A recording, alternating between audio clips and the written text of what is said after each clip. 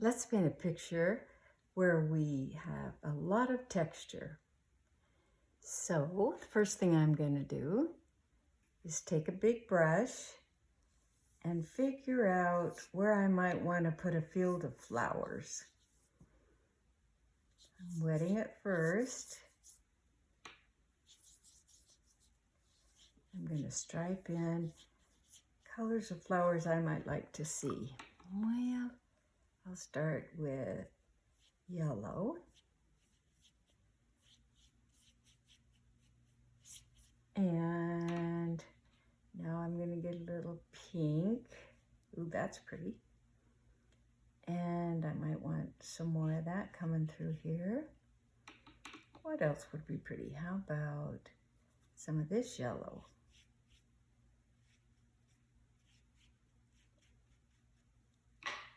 And how about, let's take some of this red, why not?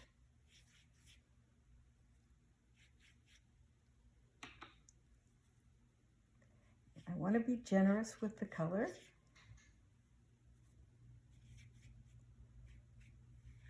Okay. Go all the way to the tape, don't forget. And I think I'm going to add some blue, which is going to give me green where there's yellow. Watch this.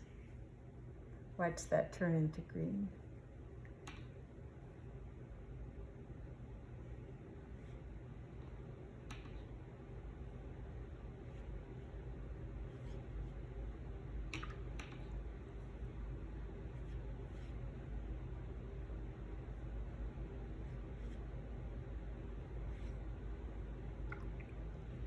Come on, a little bit more green here. So I'm going to take some blue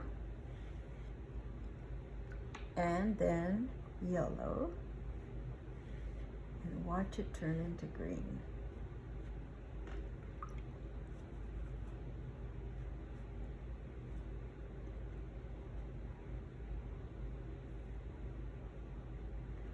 I'm not stirring things because I want these colors to blend naturally, spontaneously. Okay, looks like I've got all that covered. So now I'm going to take some regular old rice, uncooked rice. And I'm going to put this down here and let it dry.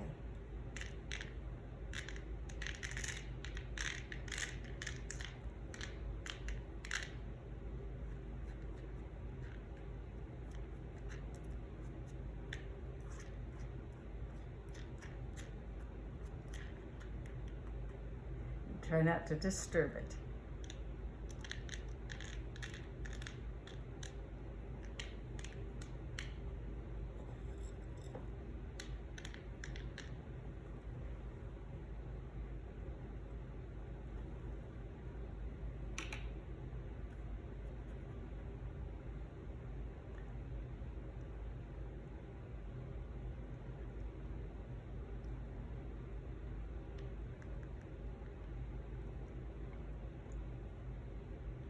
Might just tap in a little bit of color just on top here and there,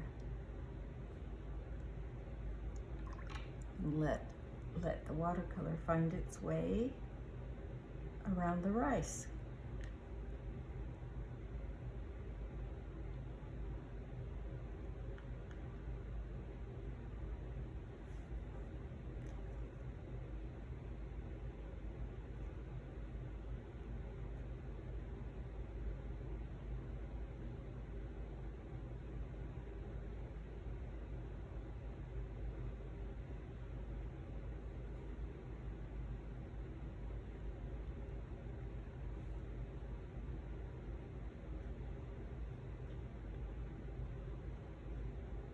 Have fun with this, don't worry about a thing. Just enjoy watching what the colors do when they meet up with each other, when they meet up with the rice.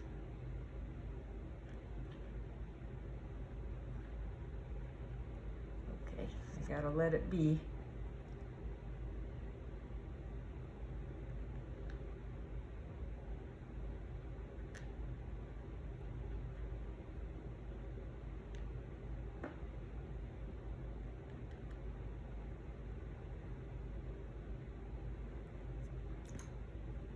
For experiment's sake, I'm going to take my squirt bottle and squirt just the bottom section, see what happens when it dries after it's squirted.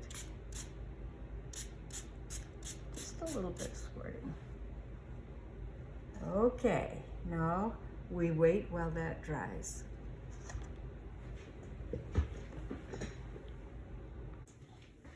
All right, I let the rice dry completely. Let's see what it looks like when we knock that rice off.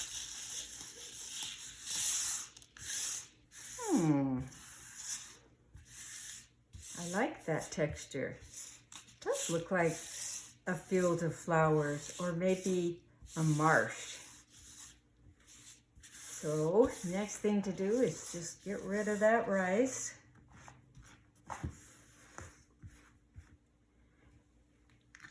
And let's paint on some background. All right, I'm thinking, what do I want for a sky? What would be pretty here? I think a blue sky. So I want to get a big brush, grandma brush, and I'm going to just wet that area where the sky's going to be. Tape to tape, tape to tape, till it's nice and wet. And let's do our traditional, adding just a little yellow and just a little pink. Even if it's going to be a blue sky, I want to have a little bit of that color underneath. It makes it more interesting.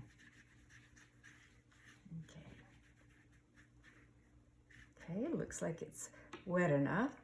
So I'm going to take some of this blue and activate it by adding water and stirring. And then I'm going to start at the top and slightly tipping my board, slide underneath, overlapping just a little bit, tipping my board, overlapping just a little bit, and watch it creep down.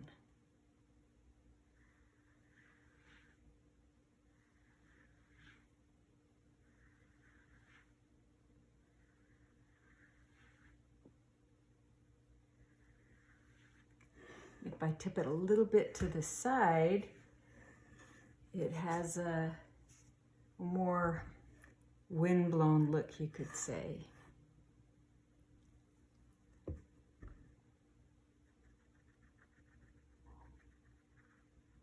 I can tap in more paint because it's wet and it'll let me do that. And tip.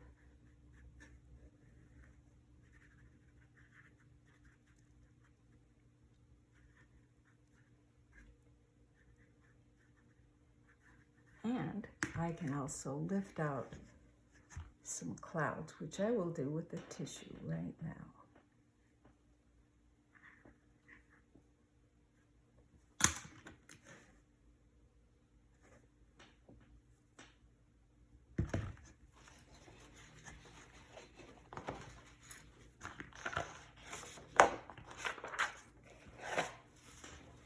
Okay, so puff up the tissue like that, a cloud maker, and tap down here and there, thinking about the way the clouds are shaped as you see them.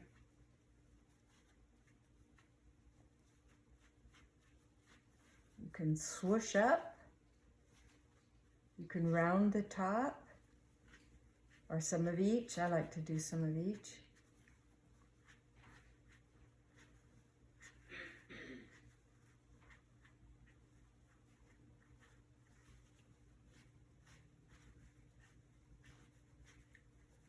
The way to get really good at this is just to practice. And above all, enjoy yourself while you're doing it.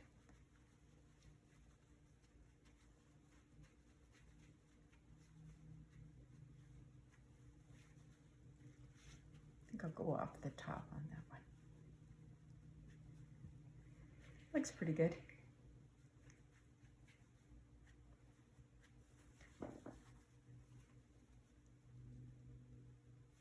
By the way, if you want to get a little bit more pulled up, like a real bright spot like there, I can wet a little tiny bit of this tissue like that and just touch it down. And it's good. See how that did? It blotted that up.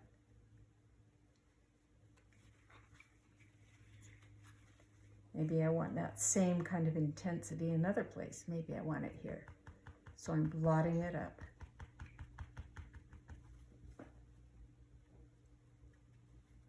Okay, close enough. Ooh, that's pretty. What happened just there, I just scooted it out a little bit and it made a little rim light.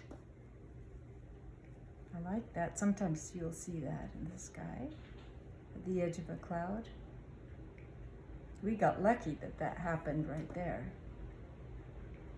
It was just the right amount of wet that it would let me do that.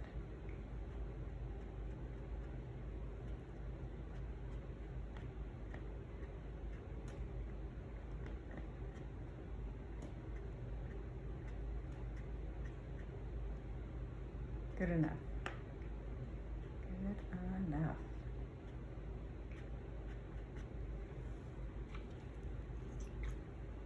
So we've got our sky, which I like, and we've got our field of flowers. So I'm thinking it would be nice to have some hills connecting the two.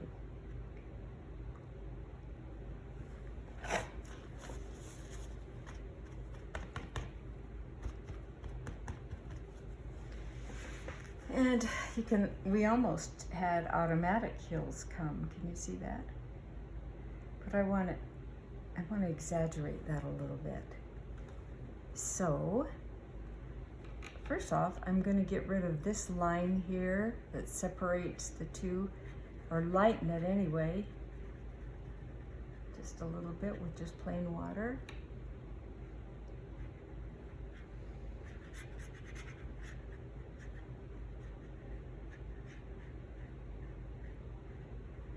Didn't completely go away, but it did soften it, so I like that.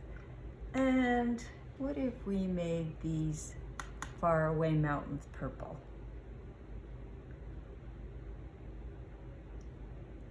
Purple-ish. I'm using blue with a little bit of red in it.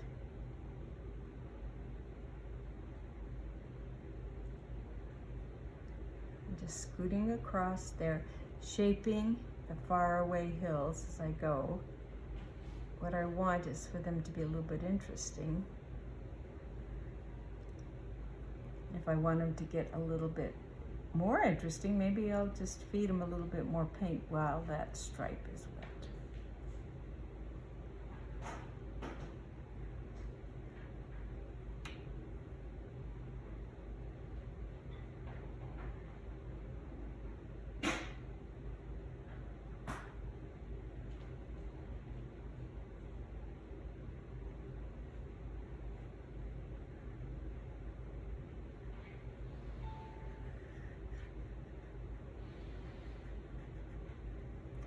There you go, kind of dissolved that edge so it looks like it gradually turns into this meadow or this wetland.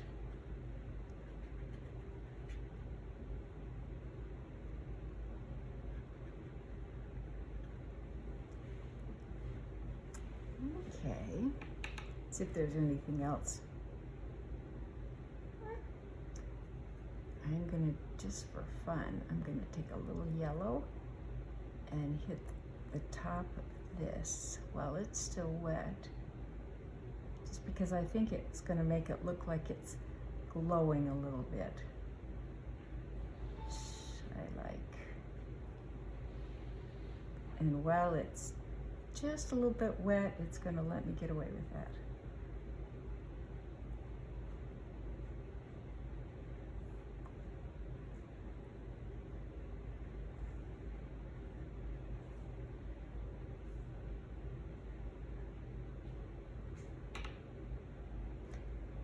You can try this kind of stuff. You should just experiment. It works wonderful. If it doesn't, you're learning.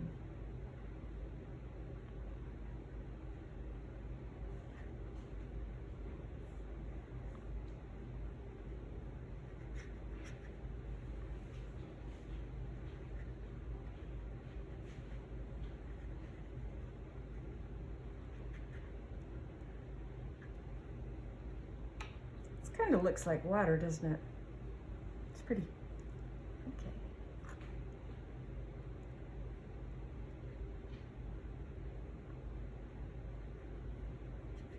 You can tap in colors if you want for variety.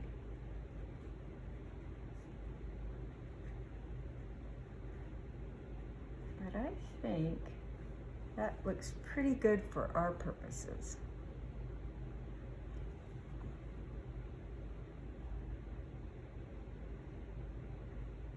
Maybe that's a far away field of wheat or something like that. Who knows?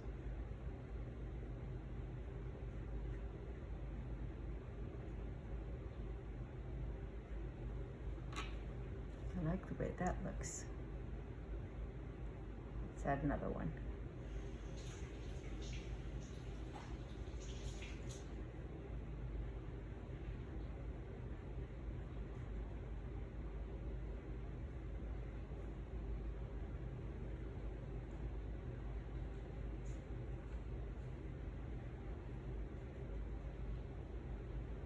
All right, we did it.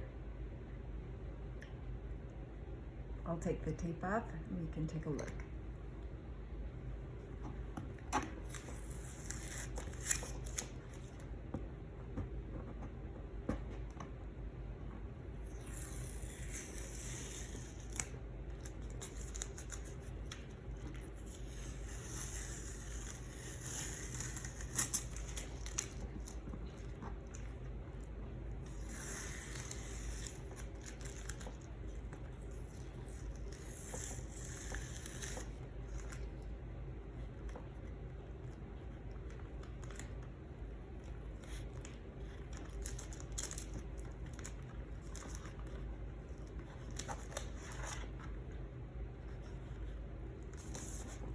There you go.